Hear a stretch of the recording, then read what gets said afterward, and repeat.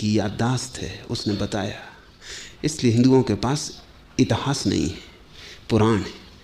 पुराण का मतलब कि हमने एक ऐसी महिमा की घटना देखी है कि हम उसे सिद्ध भी करना चाहें दूसरी पीढ़ी को तो हम इतिहास की तरह सिद्ध भी ना कर सकेंगे। क्या सिद्ध करोगे? बुद्ध का जन्म सिद्ध हो सकता है, उसके गवाह मिल सकते हैं। बुद्ध राजा के बेटे थे, ये सिद्ध हो सकता है, उसके प्रमाण मिल सकते हैं। 40 वर्ष तक के प्रमाण मिल जाएंगे बुद्ध के। लेकिन 40वें वर्ष में जो घटना घटी उसका क्या प्रमाण हो, उसका कौन गवाह है?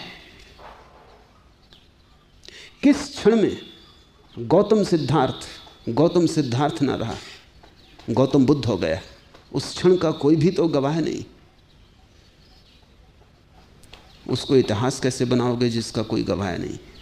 इसलिए हम इतिहास कहते ही नहीं उसको, हम कहते हैं पुराण, हम कहते हैं कहानी।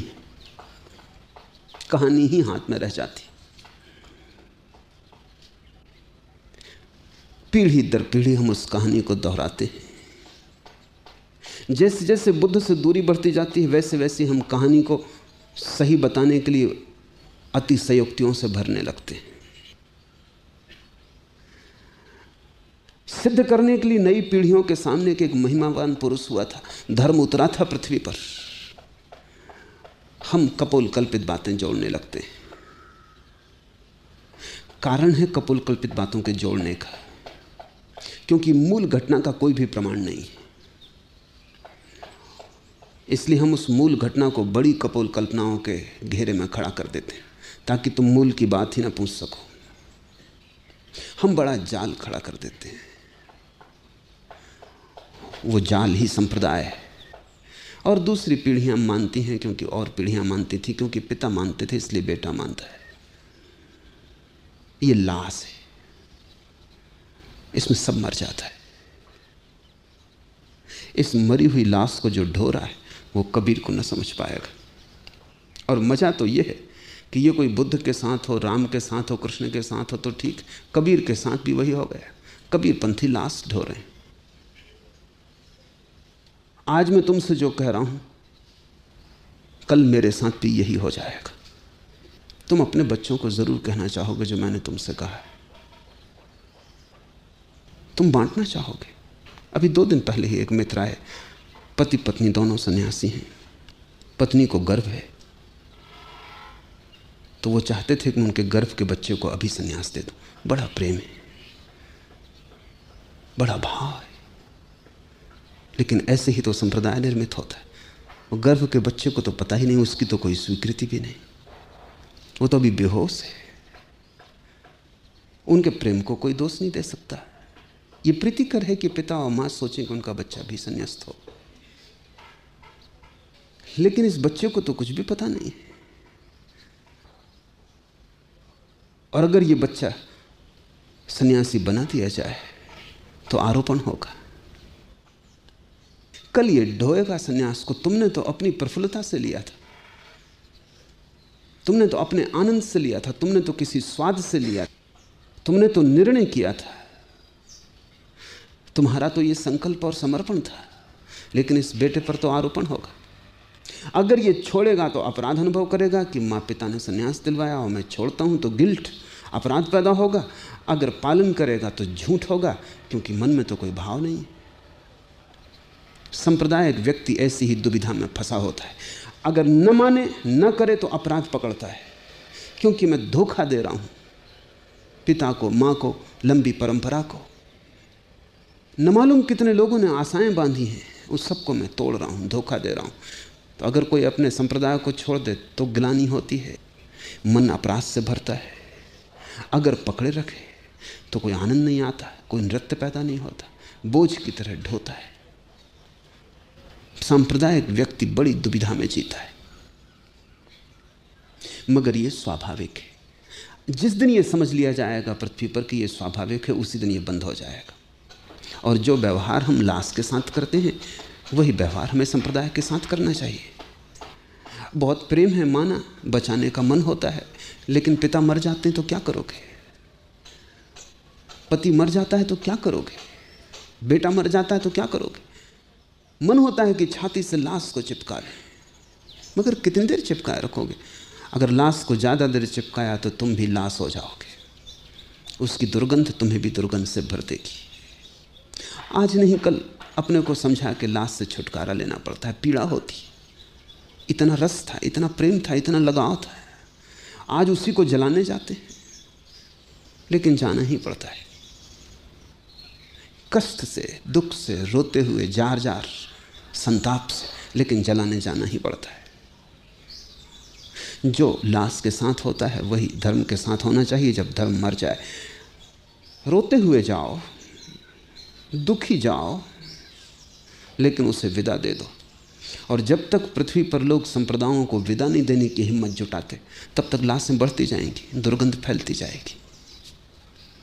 मंदिर, मस्जिद, चर्च मरघट हो गए, वहां बड़ी महिमावान पुरुषों की लाशें पड़ी हैं, ये बात सच, लेकिन लाश लाश है।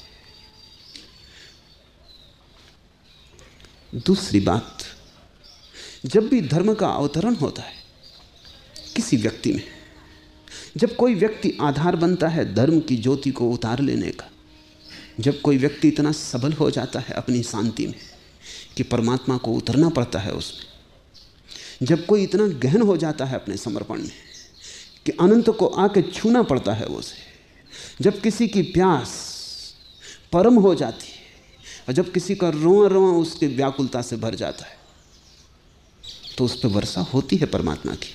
जब ये घटना घटती है तब ये घटना इतने गहन निबिड़ अंतस्थल में घटती है कि वहाँ शब्दों की कोई पहुँच नहीं, वहाँ भाषा का कोई स्थान नहीं, वहाँ कोई तरंग भी नहीं पहुँचती, वहाँ सब निस्तरंग है, वहाँ ज्योति अकंप जलती है।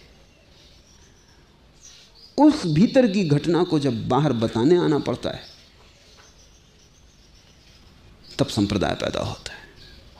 लेकिन वो भी होगा, ज्ञानी बिना बताए नहीं रह सकता, क्योंकि जो जाना है उसे बांटना ही होगा, जो पाया है उसे बांटना ही होगा।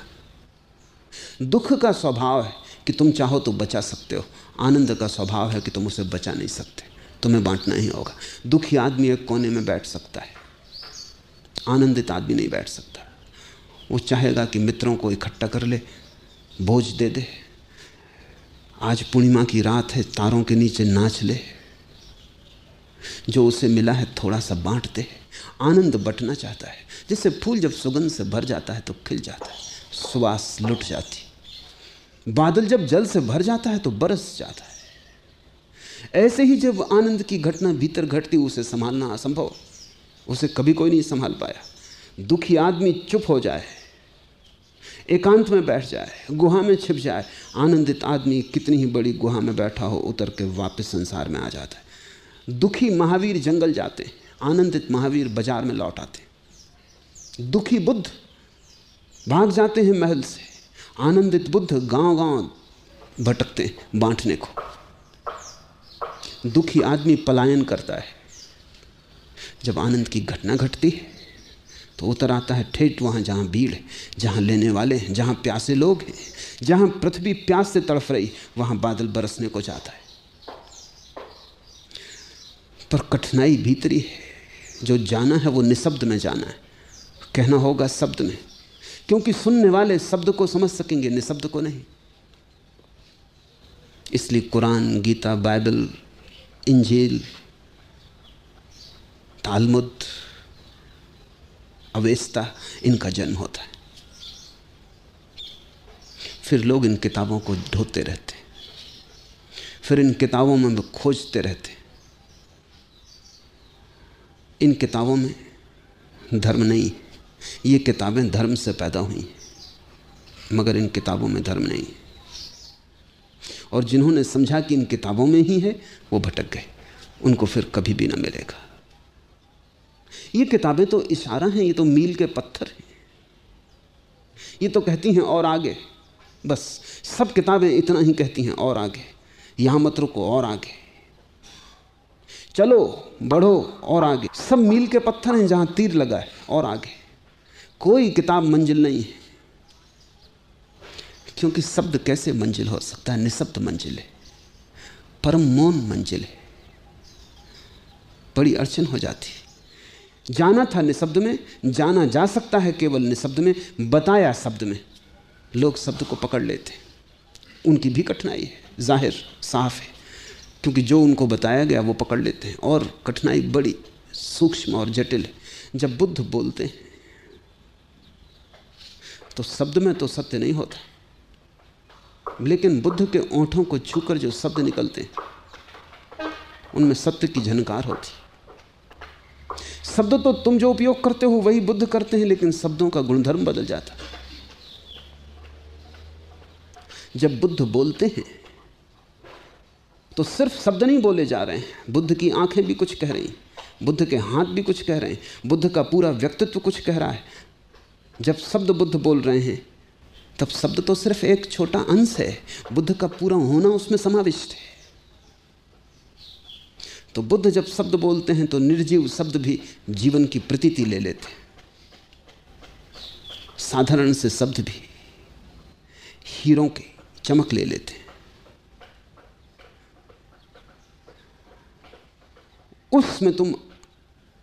उस क्षण में तुम शब्द को अपने भीतर ले जाते हो। बुद्ध का सारा व्यक्तित्व उस शब्द के आसपास एक वायुमंडल की तरह तुम्हारे भीतर आता है। लेकिन गीता में जब तुम पढ़ोगे तो किताब पर छपे स्याही के अक्षर, वहां कृष्ण की मौजूदगी नहीं है। जब तुम धम्म पद में पढ़ोगे तो कागज और स्याही है, वहां बुद्ध के ओंठ, बुद्ध की आंखें, बुद्ध के हाथ, बुद्ध का होना, वहां कुछ भी नहीं। ऐसा ही समझो कि अगर तुमने संगीत की किताबें देखी हों, चिन्हों में संगीत लिखा होता है। संगीत में और संगीत की किताब में जहां चिन्ह बने होते हैं संगीत के, उसमें जितना फर्क है उतना ही फर्क बुद्ध के वचन और धम्म पद में, कृष्ण के वचन और गीता में। कहां बुद्ध के वचन? उनकी भीतर की ज्योति से ज्योतिर्मय, उनके भीतर की सुवास से आंदोलित, उनके भीतर की गंध को लेते हुए, क्योंकि उनसे डूब के आ रहे हैं, उनके गहनतम से आ रहे हैं। शब्द निशब्द को कह नहीं सकते, लेकिन निशब्द में से डूब के आए तो निशब्द की थोड़ी सी ध्वनि उन शब्दों में मौजूद होती। वही ध्वनि प्रभावित करती, शब्द प्रभावित नहीं करते। शब्द तो मैं भी वही बोल रहा हूं जो तुम बोलते हो। मेरे शब्दों के कारण तुम मेरे पास नहीं आ सकते, क्योंकि एक भी शब्द तो नया नहीं है जो तुम नहीं जानते। तुम मेरे पास किसी और कारण से हो। शब्द के पास पास कुछ और भी घट रहा है, शब्द के आसपास कुछ और भी घट रहा है। भला तुम उसे ठीक से समझ भी ना पाओ, लेकिन तुम्हारा हृदय उसे पहचानता है। भला तुम उसे पकड़ के मुट्ठी में बांध भी ना पाओ, किसी को बता भी ना पाओ, लेकिन कहीं अंतस्थल में कोई भनक पैदा होती और तुम जानते हो कि जो मैं कह रहा हूं वो शब्दों में ही नहीं है। वही तुम्हें छूता है, वही तुम्हें आंदोलित करता है। कई बार तुम्हें अड़चन होती होगी, तुम मेरे शब्द सुनते हो, ठीक वही शब्द तुम जाके दूसरे को कहते हो, तुम हैरान हो जाते हो कि तुमसे प्रभावित ही नहीं हो रहा। बात क्या है? यह भी हो सकता है तुम मेरे शब्दों को सुधार भी ले सकते हो, मुझसे भी अच्छा कर ले सकते हो, क्योंकि मैं कोई शब्दों में बहुत कुशल नहीं हूं। व्याकरण कोई ठिकाने की नहीं है, तुम उसे सुव्यवस्थित कर ले सकते हो, लेकिन तुम हैरान होगे बात क्या है। वही मैं कह रहा हूं, शब्दों में कुछ भी नहीं है। शब्द तो निर्जीव है, जीवन तो तुम्हारे भीतर से डाला जाए तो ही डाला जाता है। बुद्ध से जो प्रभावित हुए उन्होंने शब्द संग्रहित कर लिए। स्वभावतः इतने बहुमूल्य शब्द बचाए जाने जरूरी हैं। फिर पीढ़ी दर पीढ़ी उन शब्दों का अनुस्मरण चलता है, पाठ चलता है। तुम भी थोड़े हैरान होगे कि कबीर के वचनों में ऐसा कुछ खास तो नहीं दिखाई पड़ता। क्योंकि तुम्हें कबीर का एहसास नहीं है।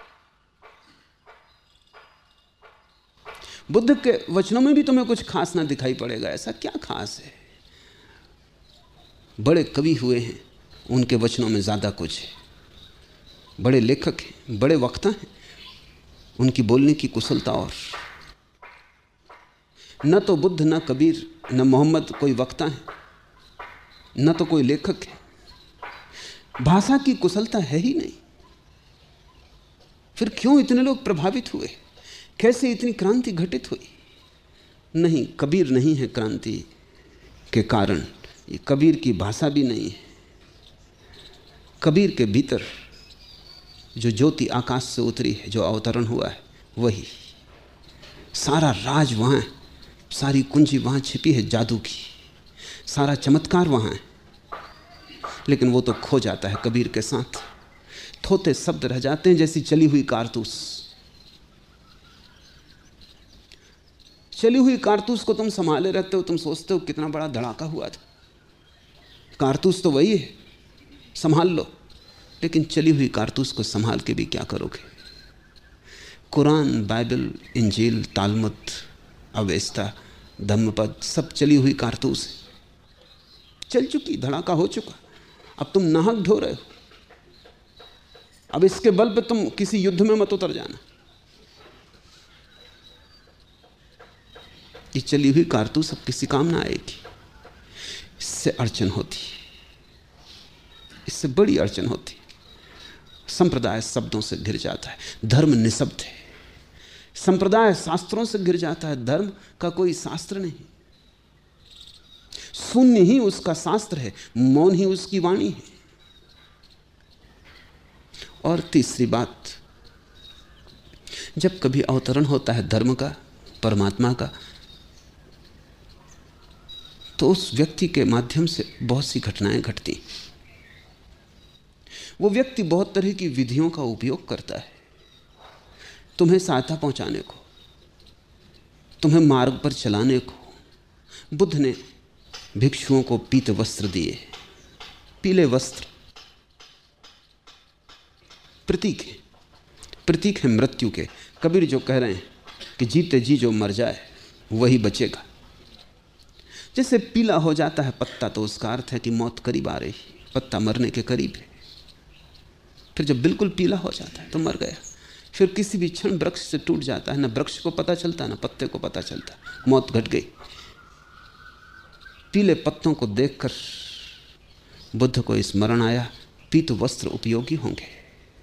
वो तुम्हें याददाश्त दिलाएंगे कि मर जाना है, कि इस जीवन में जीना नहीं है, मरकर जीना है। पीले पत्ते की तरह जीना है जो लटका, अब गया, अब गया, अब गया। किसी भी क्षण हवा की जरा सी लहर और पीला पत्ता गया। ऐसे जीना है, क्योंकि मौत किसी भी क्षण घट सकती। मौत के प्रति जागे हुए जीना है, मौत को स्वीकार करके जीना है। इसलिए बुद्ध ने अपने भिक्षुओं को पीले वस्त्र दिए। भिक्षु अब भी पीले वस्त्र पहने हुए, लेकिन प्रतीक जड़ हो गया। अब उसमें कोई जीवन नहीं है।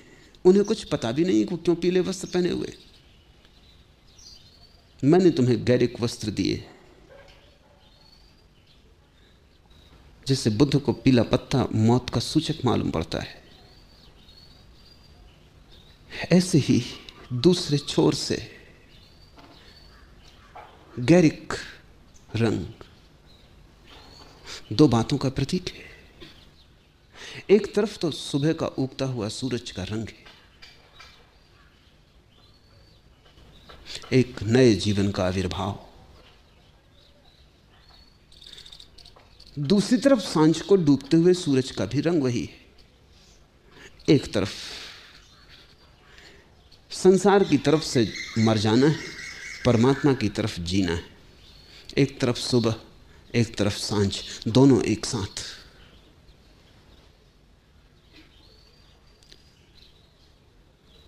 गैरिक रंग अग्नि का रंग है, और अग्नि से गुजरे बिना कोई भी निखरता नहीं। तुम्हारी आत्मा का स्वर्ण निखरेगा अग्नि से गुजरकर। गैरिक वस्त्र अग्नि का रंग है। उसका अर्थ है कि यह पूरा जीवन अग्नि शिखा है, यहां से तुम्हें शुद्ध होकर गुजरना है, अन्यथा तुम स्वीकार ना हो सकोगे। बहुत पुकारे जाते हैं, बहुत कम चुने जाते हैं। 1000 यात्रा करते हैं, एक पहुंचता है। अगर तुमने जीवन को पूरा मौका दिया कि तुम्हें जला डाले, तुमने अपने को बचाने की कोशिश न की, तुम स्वर्ण की तरह अग्नि में पड़ गए और सब तरह तुमने जलने दिया। एक बात पक्की, सोना नहीं जलता, कचरा ही जलता है। तुम्हारे भीतर जो सोना है वो बच रहेगा, जो कचरा है वो जल जाएगा। गैरिक वस्त्र चिता का रंग है,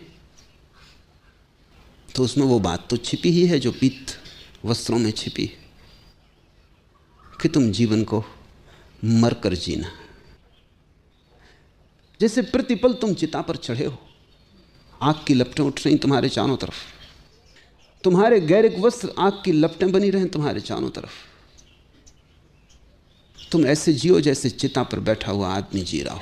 किसी भी पल सब जल जाएगा, राख पड़ी रह जाएगी। लेकिन यही खतरा है। पीछे लोग पीले वस्त्र पहने हुए चलते रहते हैं, जड़ा प्रतीक हाथ में रह जाता है, अर्थ खो जाता है, तब संप्रदाय निर्मित हो जाता है। तब तुम पहनते हो पीले वस्त्र या गैरिक वस्त्र या माला, लेकिन वो जड़ता हो जाती, अब उसमें कोई अर्थ नहीं।